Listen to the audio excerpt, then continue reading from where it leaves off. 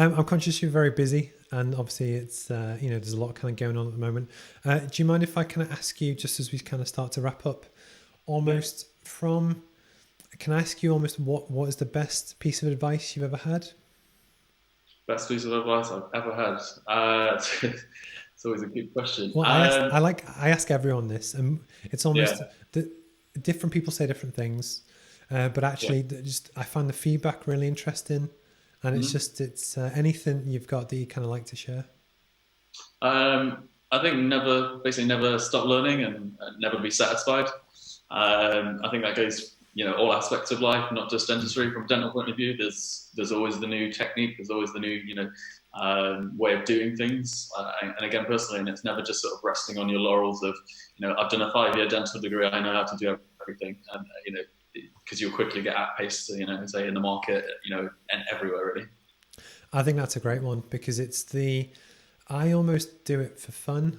So it sounds really sad, but it's just when again I started on my own, I actually do this one to pay the bills, but actually I really enjoy it. I just this and learning how to do it because one of the things that I almost see as a competitive advantage is that I think I can learn faster than most people.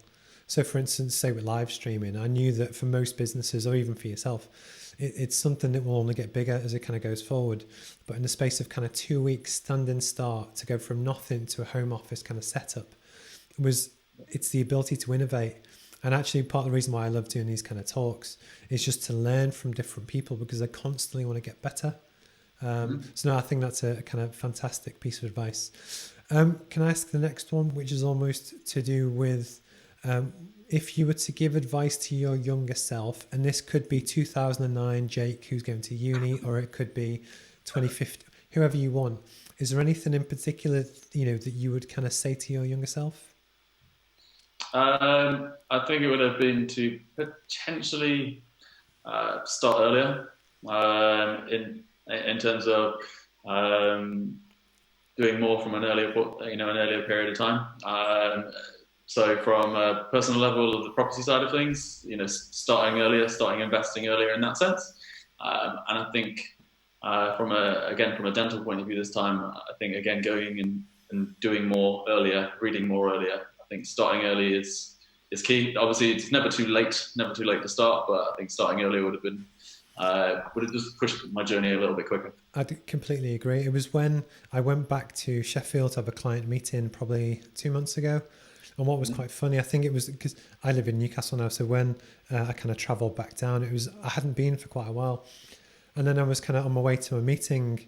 My first business was a photography business, and I used to do a lot of kind of university black Yeah, tie balls and graduations and stuff. yeah, I remember. And I realized that people always say that you get good at something after 10,000 hours, which is give or take 10 years. And actually, I kind of realized that everything from a graphic design to photography to whatever, I realized I'd be doing it for 12 years. And almost the reason why I think I was finally comfortable to make the jump on my own properly when I had Yeah, responsibilities was almost because I started early and I probably made horrific mistakes, but the point is I didn't mind and I just kept going. That yeah. actually now, I'm still only 36. I've probably got 30 years left, but it was almost, I'm glad I started now as opposed to when I was 50, just because I Mm-hmm. can just keep getting better and better and better. So I think that's a Yeah. superb one.